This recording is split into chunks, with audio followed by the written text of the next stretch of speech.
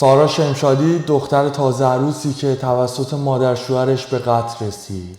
چهارشنبه 23 آبان ماه، یعنی حدود 1 ماه پیش بود که وقتی با هادی رفیق دوست شوهر سارا تماس میگیرن و میگن که این اتفاق برای همسرت افتاده، سریعا خودشو به خونه میرسونه و اونجاست که متوجه میشه مظنون اصلی این پرونده مادرشه و بعد از بررسی‌هایی هم که انجام دادن انگاری علت درگیری این بوده که وقتی مادر شوهر این دختر به قصد سر زدن که میاد عروسشو ببینه، صحبتشون به بس کشیده میشه و انقدری درگیری بینشون جدی میشه که طبق گفته‌های خودش با یه میله‌ای که دم دستش بوده چندین ضربه به سرش وارد میکنه. طبق گزارش‌های پزشک قانونی هم انگاری این دختر تا چند ساعت با مرگ داشته دست و پنجه نرم میکرده و شاید اگه کسی تو اون چند ساعت به دادش میرسید میتونست که جونشو نجات بده. مادر شوهر هنوز بازداشته و خانواده دخترم سفت و محکم وایسادن پای داستان و احتمال زیاد تا اعدام میخوان پیش برن.